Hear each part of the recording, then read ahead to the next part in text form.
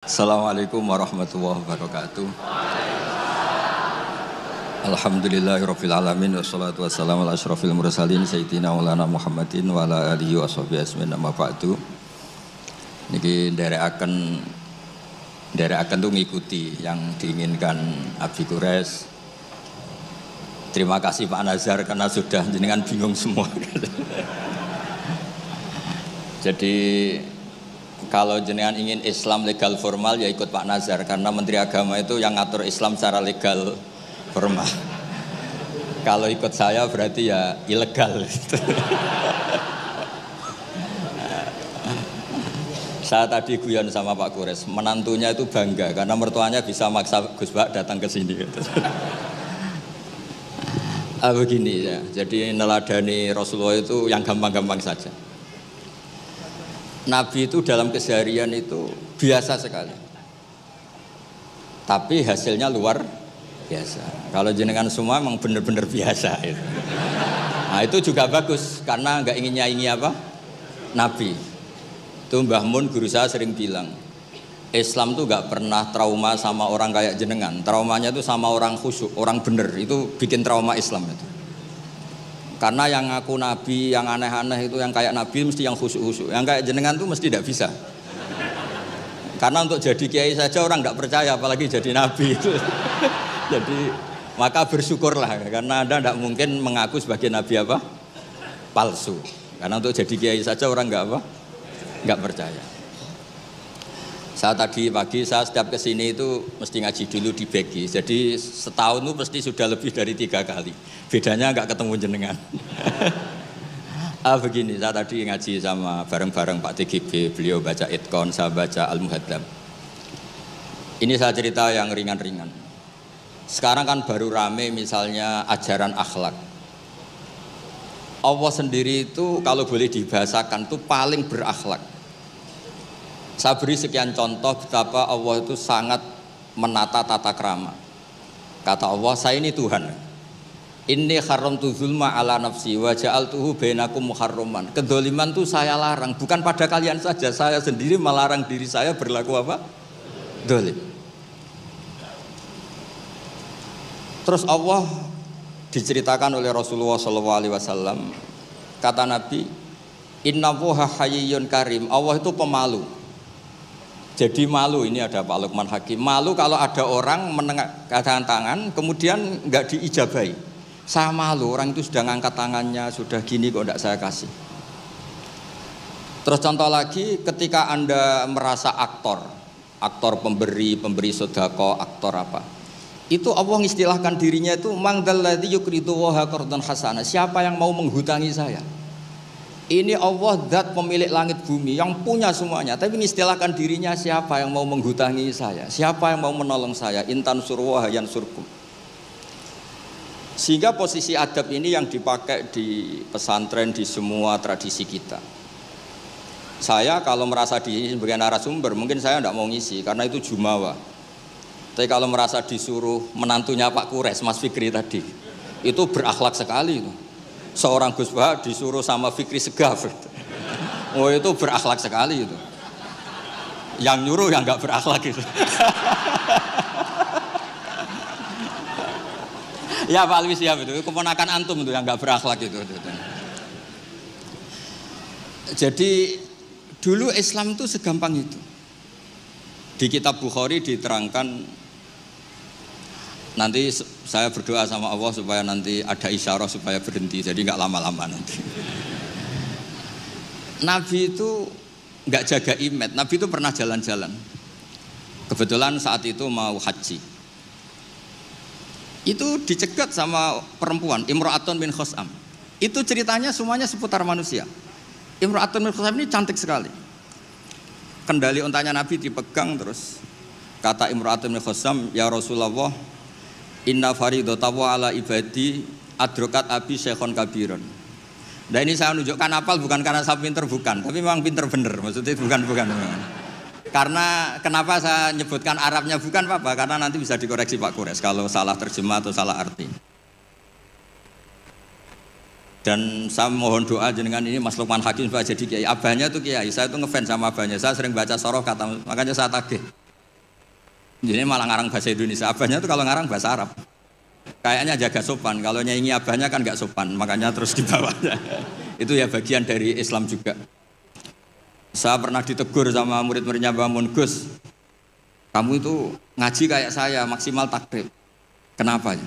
Kalau saya ngaji Wahab, kayak Mbah Mun, nggak sopan namanya. Di bawahnya saja biar tetap apa? Sopan. Teman saya itu ngilhami saya sampai sekarang, bilang gini, Gus nanti jangan terlalu soleh ya, biar surganya sama saya katanya. Kalau terlalu soleh nanti surganya sama Mbah Mun, apalagi sama Rasulullah sungkan, gak iso ngopi-ngopi. Itu guyon tapi tak angen-angen bener. Ya jadi jangan bayangkan di surga sama Rasulullah sungkan teman. Teman kan sudah capek sholat subuh, toh kan ingin gak subuh? Karena surga. Saman kan mau poligami aja takut istri, nanti kan bidadarinya banyak. Kalau ada Nabi sungkan. Dan nanti sama saya aja di pinggir-pinggir yang enggak. Supaya enggak apa? Tapi kalau amal pas-pasan, kuotanya enggak cukup, langsung neraka. Itu resikonya. Karena pas. Sekali enggak cukup, neraka. Makanya kuotanya lebih, tapi surganya yang apa? Biasa aja. Imra'atun min Khosam itu cantik. Nabi pas itu dionta Ardafa Al-Fadl bin Abbas. Fadl bin Abbas ini sepupunya Nabi. Fadl masih muda, masih ganteng muda. Terus fana dzarul Fadl ilaiha wa nadzarat ilaihi. Nah ini cerita betapa Nabi sebagai pengajar itu manusiawi sekali. Terus falau wa Rasulullah unukal Fadl. Nabi cara sekarang memalingkan Fadl supaya agak ngelihat perempuan ini. Imra'atun min Khosam. Pas Nabi lawa mungkin agak keras, Abbasnya tersinggung. Lawaita ibna amik, gimana kamu sama sepupu kok gitu? Kata Nabi, ini Fadl melihat Imra'atun min Khosam tadi, gadis dari Khosam. Nah ini supaya sama ngerti, jangan bayangkan Nabi itu terus orang kalau mau tanya kok di jalan, nggak sopan, nggak berakhlak gitu. Ya biasa aja dijawab. Dijawab ya di jalan itu. Yang tanya juga agak sowan dulu enggak, ya di saja. Nah sekarang beberapa ustadz itu kalau ada orang tanya disuruh ke rumah, ternyata ustadznya masih belajar dulu. Itu enggak urusan sopan, ilmunya enggak cukup, kalau jawab langsung itu enggak cukup. Terus dikemas sopan, enggak sopan, tanya di jalan, di rumah. Pertanyaannya kasih dulu, ternyata belajar dulu. Oh itu benar-benar ustadz enggak sopan itu. Kan enggak efisien, enggak apa? Ini cerita di Sahih Bukhari. Inna faridatullah ala ibadi adrakat abi syekhon kabiran la yastati'u ayasbuta ala rohila wa fi riwayatin ayastamsika ala rohila. Afa ahujju anhu. Bapak saya itu tidak kuat haji. Dan sekarang haji sudah wajib. Ini gimana? Apa saya perlu hajikan? Itu awal ada haji niabah. Kalau di masyarakat disebut kaji amanah. Jadi kaji amanah itu tidak nunggu meninggal, orang stroke, nggak mungkin haji itu sudah bisa dikajikan apa? Aman. Saya itu punya teman kurang ajar sekali Pak Kures. Saking kurang ajarnya bapaknya itu hidup. Bapak kamu kajikan plus, mahal kok kaji plus, masih 400 juta. Nunggu meninggal saja kaji amanah 10 juta cukup. Wah kurang ajar betul itu. Sudah gitu masih bilang, malah infonya Gus, kalau orang Madura berani 4 juta katanya. Wah ngawur betul kamu itu. Itu berkahnya orang tadi, gadis tadi tanya sama Nabi itu akhirnya haji makdub itu 2. Ini saya ngomong fikih, supaya harus aman ngerti fikih. 1 amanat anil mayyit karena memang sudah tidak bisa haji. 2 amanat anil makdub. Kalau di fikih disebut haji apa? Amanat dari makdub. Orang hidup tapi nggak mampu apa? Haji. Terus saya bilang sama tadi yang agak kurang ajar tadi. Ya kurang ajar betul maksudnya. Sini, bapak kamu biar memutuskan haji sekarang meskipun stroke masih bisa ngomong, masih Gus, masih ingat hartanya masih Gus. Suruh haji sekarang, di makdub sekarang. Pak, jenengan harus haji karena mampu, tapi itu enggak iso amanah Pak. Ternyata amanah kalau masih hidup tuh mahal, jual Innova. Walhasil terus sudah dihajikan amanah, orang itu meninggal. Mendingan mati Gus, murah, tadi masih mahal. Terus saya bilang gini. Nah ini saya ngomong fikih biar Mas Fikri itu nggak salah lah, milih dewan pakar saya itu nggak salah, memang kayaknya memang kredibel ini. Saya sudah pamit sama Abi Kures. Itu di Sajaratul Ma'arif ada babu dzikri manaqiban nafsi, babu dzikri rajuli manaqiban nafsi. Bab seseorang itu boleh menyebut kelebihan dirinya kalau itu untuk kepentingan umat. Buktinya Nabi Yusuf ngendikan inni hafidun alim, urusan keuangan pasrahkan saya, inni hafidun alim. Dan semua nabi mesti ngendikan inni lakum nasihun amin, saya ini orang yang punya niat baik. Jadi kata bapak saya kalau didik saya, tawadhu haram zaman akhir. Kenapa? Karena itu bentuk gak tanggung jawab. Disuruh mimpin negara gak mau, ngimami masjid gak mau, disuruh mulang gak mau. Ternyata karena gak mau tanggung jawab. Jadi tawadhu sama gak tanggung jawab itu bedanya sedikit. Taman tawadhu apa gak tanggung jawab?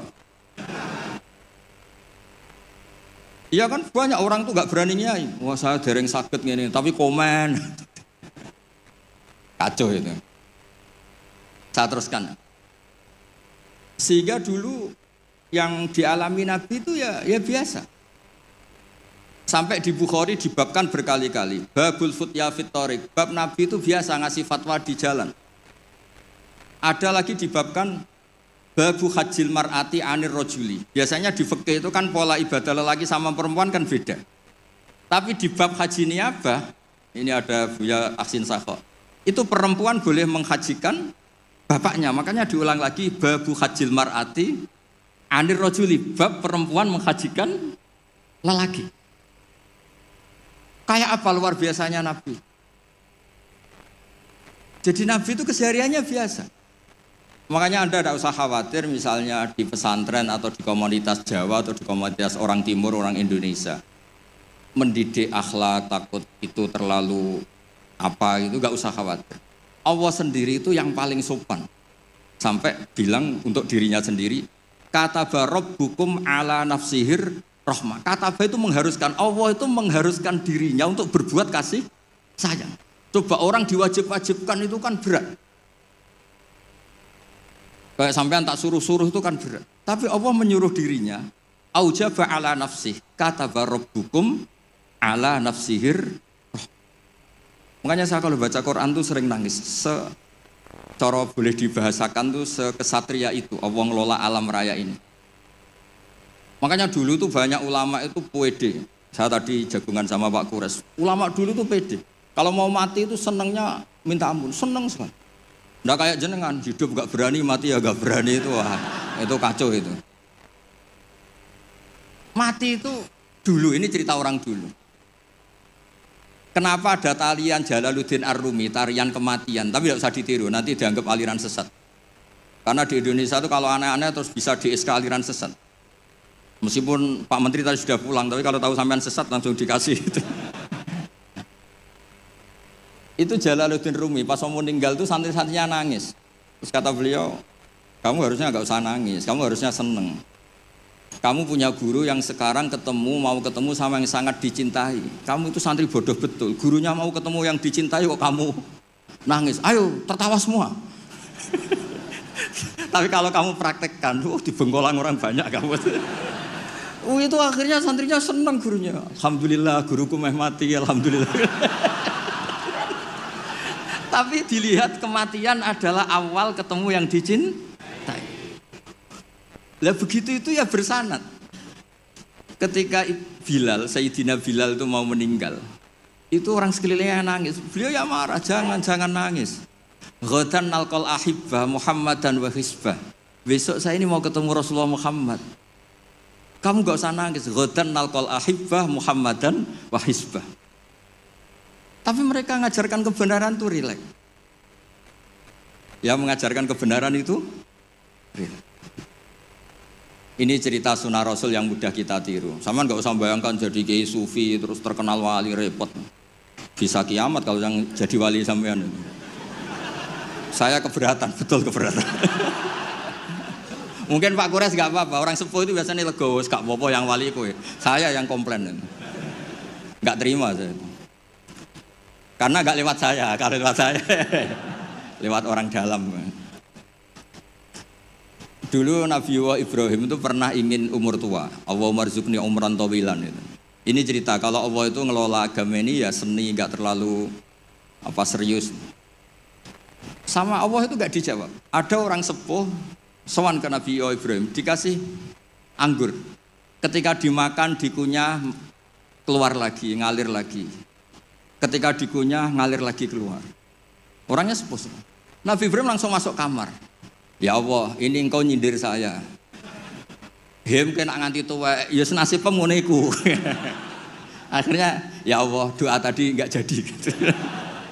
Artinya segampang itu Allah jawab. Pernah Nabi Ibrahim itu didatangi malakul maut. Saya pernah cerita ini. Israel datang ke Ibrahim. Saya disuruh nyabut nyawa kamu. Nabi Ibrahim kan GR. Ya beliau kan Khalilur Rahman, makanya marah dia. Enggak mungkin, Allah enggak menginfo dulu sama saya. Kalau kamu mau cabut saya, kamu ngawur Israel. Makanya kalau kamu bisa ngawurkan Israel itu sanadnya sampai Nabi Ibrahim itu. Kalau berani. Ngawur kamu. Saya enggak dikasih info dulu. Hal ra'aita habiban yumitu habibah. Masa ada kekasih bunuh yang dikasih, ini enggak benar. Logika kamu enggak benar. Wah Israel kan enggak bisa debat ya. Enggak pernah kuliah, enggak pernah munakosah dia. Datang lagi, sowan ke Allah, ya Allah, kata Nabi Ibrahim, kata Khaliluka, hal ra'aita habiban yumitu habibah. Masa kekasih bunuh yang dikasihin? Karena Ibrahim gelarnya kan Khalilur Rahman, apa Khalilur Rahman. Terus sama Allah, kamu bilang gini Israel kan nggak bisa mikir. Makanya ada orang itu ngeluh itu, Gus bapak saya pas di sawah kok mati. Gue Israel itu biarin sampai rumah dulu, kenapa? Pas di sawah mati, di pematang sawah itu belum mati itu cerita ke saya, Gus Israel itu kasih tahu tuh, masa kan bisa bunuh di rumah kan bisa. Sembrono betul itu. Terus saya bilang sebetulnya ada teori itu ada, tapi harus jadi nabi dulu. Masalahnya sekarang nabi sudah apa? Ditutup. Sebetulnya bisa kata saya itu.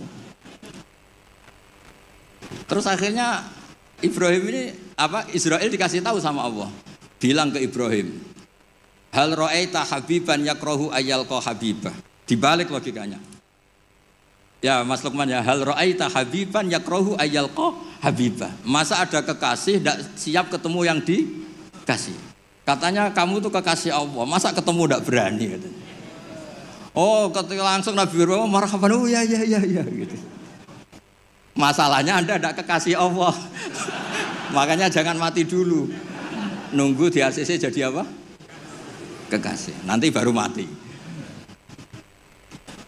Jadi intinya beragama itu rileks. Ada diskusi, ada somasi, ada komplain. Enggak apa-apa. Yang penting ini karena merasa nyaman dengan Allah Subhanahu wa ta'ala. Makanya Nabi itu paling senang sama orang-orang desa itu. Saya ini meskipun banyak baca kitab, tapi sudah memutuskan Islam saya itu gaya Arabi, gaya orang-orang kampung sing badawa-badawa itu enggak priayi lah. Karena yang masuk surga awalan itu yang orang-orang enggak priayi itu. Karena malaikat repot tuh kalau ngadepi orang-orang enggak priayi ini. Saya pernah ada guru, ini betul ini kisah nyata, ada guru mau dipidanakan gara-gara buka tes SD loh Pak Kures, kan sudah disegel. Sama dia dibocorkan supaya santrinya lulus semua, SD-nya lulus semua. Kan dikomplain mau dipidanakan. Ya karena saya di daerah saya kan ketua suku lah termasuk itu. Walhasil musyawarah sudah sowan Gus Bak dulu. Ternyata dalilnya tuh ngawur betul. Gus, nak gak apa-apa ya, buka gini gak apa-apa. Kenapa gak apa-apa? Ujian mungkar nakir dibuka kiai-kiai aja gak apa-apa, apalagi ini ujian. Ujian mungkar nakir kan sudah dibuka, amar buka. Masa ujian SD gak boleh? Wah, kepala sekolahnya kan pusing. Jangan Gus, jangan diturutin, ini kacau. Ya saya bilang akhirnya, ya masalahnya kepala sekolah sama polisi itu tidak mungkar nakir. Jadi ya beda. Gitu Gus ya tak kira sama Gus. Jadi ujiannya mungkar nakir saja bisa apa? Dibuka, bisa dibocorin. Masa ujian SD tidak boleh katanya. Makanya repot, kena orang-orang kayak gitu tuh repot. Nah orang Arabi itu logikanya seperti itu. Tapi jangan ditiru ya, tadi yang di Indonesia enggak boleh tetap kalau bisa di penjara kamu. Sudah miskin di penjara repot nanti. Sudah repot nanti. Ya kalau Kalau kaya kan rodok agak bisa gimana gitu. Kalau miskin kan agak susah itu. Ya agak gimana ya agak gimana-mana pokoknya kalau itu segampang itu. Ada orang Arabi tadi saya jagungan sama Pak Kures. Tanya sama Allah, Rasul, ya Rasulullah, man tawalla hisabi, nanti yang ngurusi hisab saya itu siapa? Kata Nabi, Allah. Allah binafsi, Allah sendiri yang menghisab, bukan malaikat, bukan. Iya, jadam. Orang Arabi itu fawalla, orang itu langsung, ya sudah Nabi saya mau pulang, sambil tertawa-tawa. Sama Nabi dipanggil, weh Arabi, kenapa kamu tertawa-tawa? Jawabnya lucu. Kenangan saya dengan Allah di dunia itu baik-baik saja. Maka nanti di akhirat juga baik-baik saja. Kalau sama malaikat saya tidak punya kenangan. Loh itu Nabi komentar itu fakuhal Arabi, kamu pinter yo gitu. Makanya kamu harus yakin kalau nanti ketemu Allah itu baik-baik. Buktinya kita di dunia tanpa prestasi ya baik-baik saja. Kita penuh problem, Allah ya baik-baik saja. Enggak terus, makhluk tanpa ada gunanya keluar dari bumiku ya. Nah itu penting. Jadi Allah itu suka. Makanya ada hadis ana indadzonni abdibi, saya ini terserah cara pandang hamba. Ini yang terakhir meskipun belum disemprit Pak Kures. Sudah dapat izin. Di kitab Ihya, saya berkali-kali cerita ini. Kitab Ihya itu meskipun hadisnya banyak yang nyoal, tapi kitab itu kitab keramat. Makanya ada pensara Ihya namanya Sayyid Zabidi itu. Beliau sering ngendikan hadal hadis min haisul matnu dhaif lakinnahu masyhurun wa yu'adituhu fil makna al ahadits as-sahihah. Jadi intinya itu hadis ini secara teks memang masalah, tapi secara makna dikuatkan oleh sekian riwayat-riwayat yang apa? Sahihah. Jadi yang dhaifnya itu hanya min haisul lafdu atau hadal lafdu bi ini masalah, tapi min haisul makna itu enggak masalah. Ada orang itu sudah di neraka 2 dipanggil sama Allah ke surga. Allah itu tanyanya unik. Ini di terakhir kitab Ihya di kitab Ar-Raja. Gimana rasanya di neraka? Karena di neraka ditanya sama Allah. Wah, enggak enak Gusti. Kami tanya, lah kamu gimana di neraka? Wah, enggak enak Gusti. Sudah diborgol, dibakar api, pokoknya enggak enak Gusti. Terus yang satu disuruh, ya sudah kembali lagi ke neraka. Itu lari semangatnya minta ampun, lari ke neraka. Semuanya minta ampun. Marhaban ya Allah, ya sudah lari ke neraka. Lah kan derek. Wih kok semangat gitu. Terus dipanggil sama Allah, kenapa kamu semangat masuk neraka? Karena ini perintah engkau. Saya sampai masuk neraka itu gara-gara kalau engkau perintah tidak pernah nurut. Makanya kali ini saya nurut. Lari ke neraka. Ya sekaligus ini ijazah. Nanti kalau disuruh ke neraka lari sekencang saya ini sudah trauma, sudah nyesal. Karena dulu ketika engkau perintah saya tidak pernah nurut, makanya saya semangat gitu, nurut, karena ini perintah jenengan. Terus pas lari kencang neraka sama Allah dipanggil lagi. Ya sudah, kamu anak baik, di sini aja. Nah khawatir saya nanti kalau kamu lari ke neraka sama Allah dibiarin. Nah itu tidak tahu saya ini. Tapi berkahnya ngaji ini, kamu husnudzon saja, nanti dipanggil apa?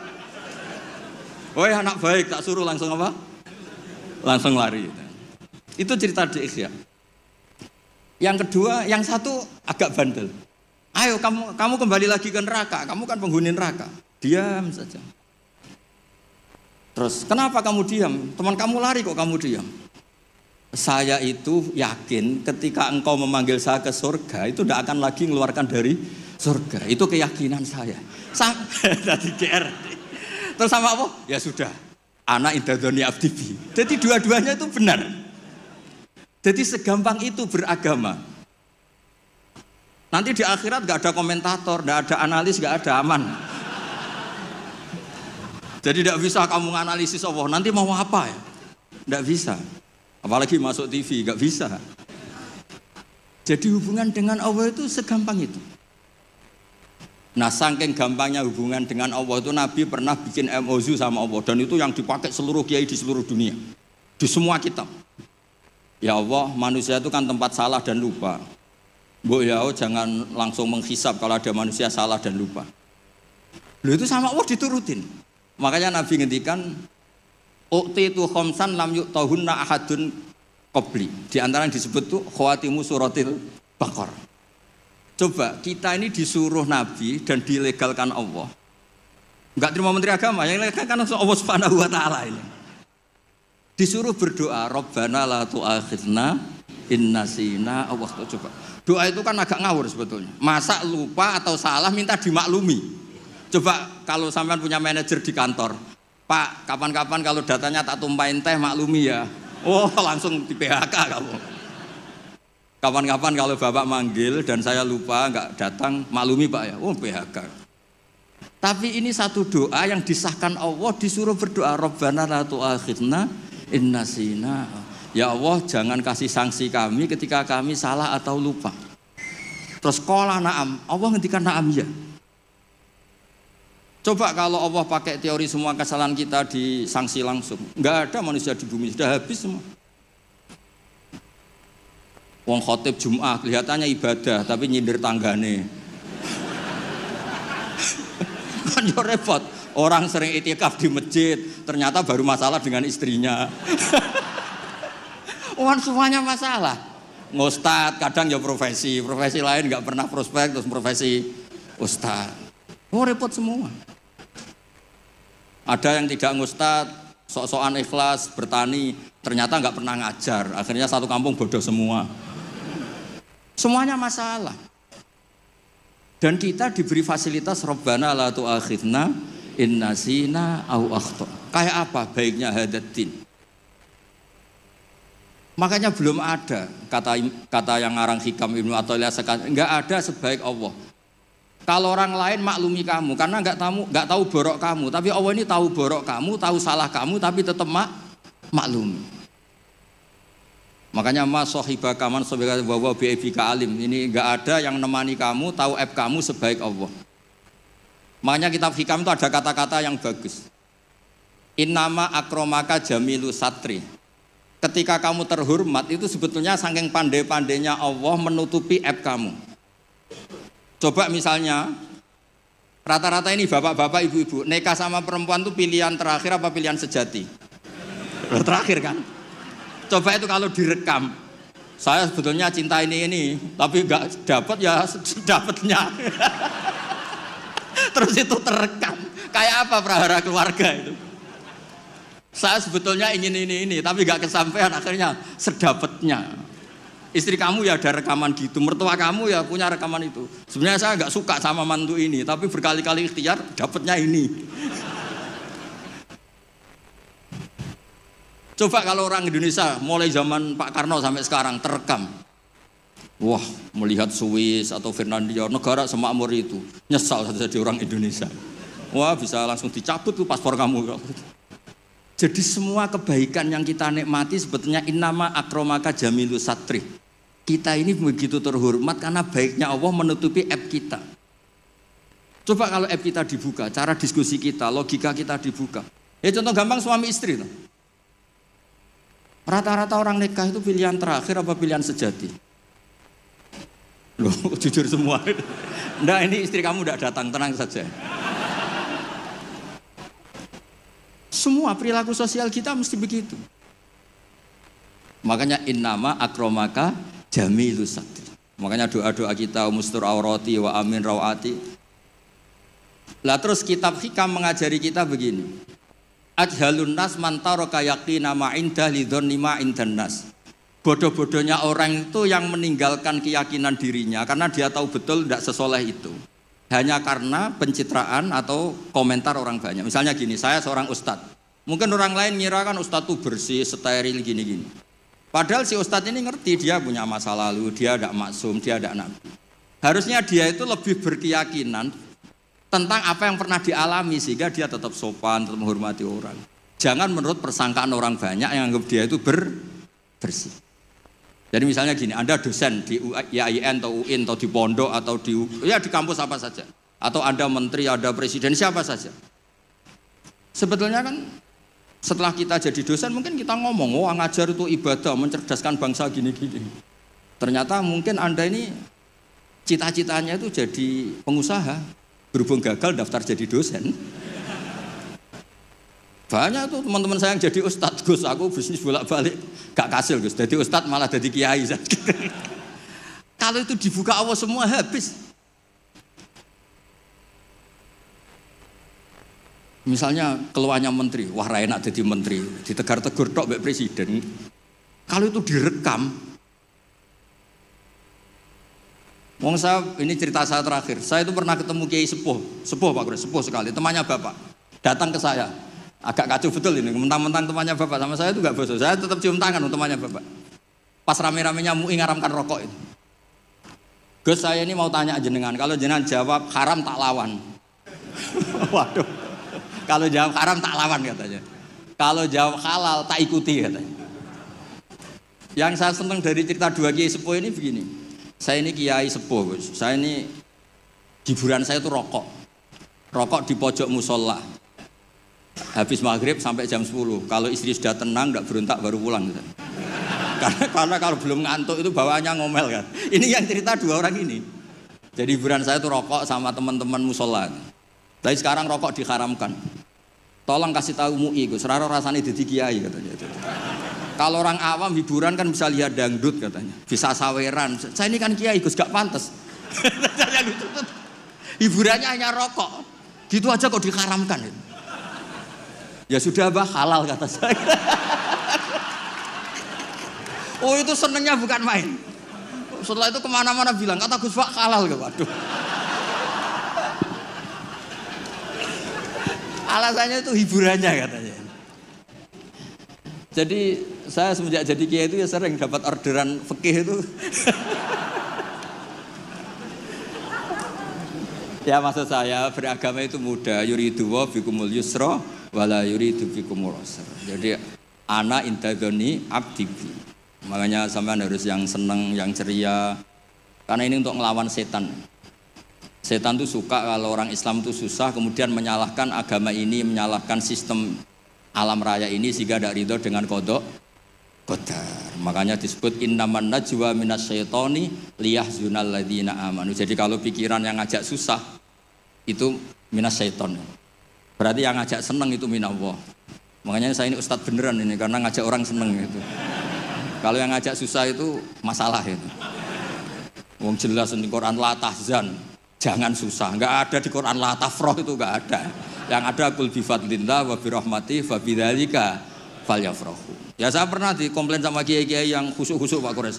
Gus ini nanti kalau maghrur, orang gara-gara ngaji jenengan isane seneng tok terus atau susah. Terus saya bilang masalahnya apa? Kalau enggak tahu susah sampai akhirat kan bagus kata saya.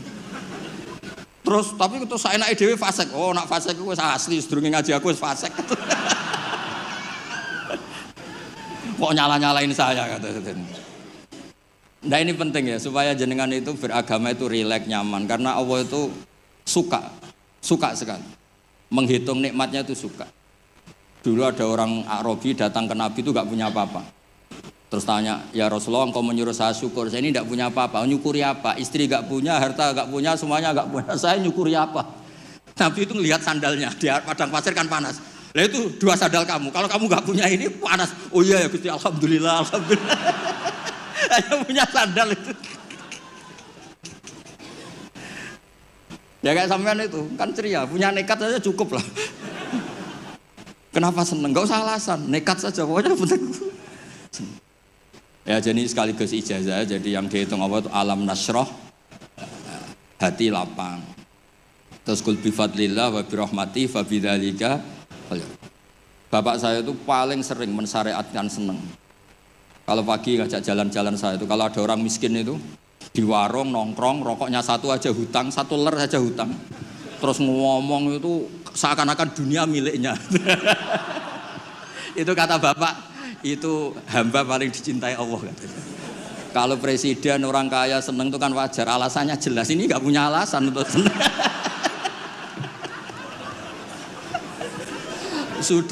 Sudah biar tetap seneng gitu. Nanti kalau gugat Allah malah repot kan.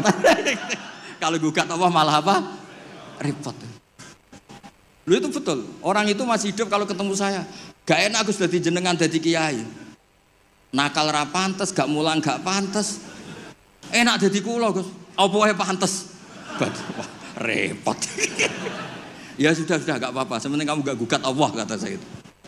Karena tadi Ketika orang-orang miskin dikelola nyuwun sewu orang yang tidak bertuhan, ini terus malah yang digugat Allah Subhanahu wa ta'ala. Makanya Sayyidina Umar dari sekian sanad, ini biar kita sepak kures, dari sekian sanad yang saya terima dari guru-guru saya, dari Mbah Mun, dari itu Sayyidina Umar tuh punya riwayat dari Rasulullah itu unik.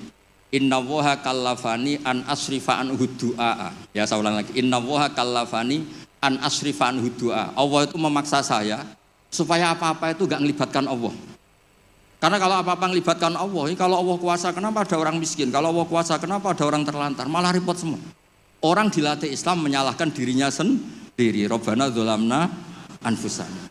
Makanya Umar terus pidato, jika ada orang yang tidak makmur ketika saya jadi khalifah, salahkan Umar, jangan nyalahkan Allah. Anda punya pemimpin yang tidak becus. Kalau Sayyidina Ali mirip cuma agak kacau, diskusinya agak kacau, tapi kacau ilmiah tetap bagus. Ada orang ngelapor, ya Ali, ketika kita dipimpin Umar, dipimpin Abu Bakar, Umar baik, kenapa setelah engkau pimpin kacau? Konflik, kata Ali, ketika Abu Bakar Umar mimpin itu rakyatnya baik-baik kayak saya, pas saya mimpin rakyatnya kayak kamu.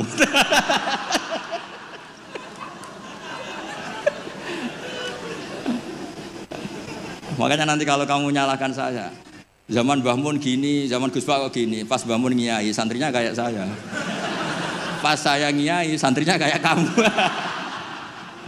Nggih ngoten, assalamualaikum warahmatullahi wabarakatuh.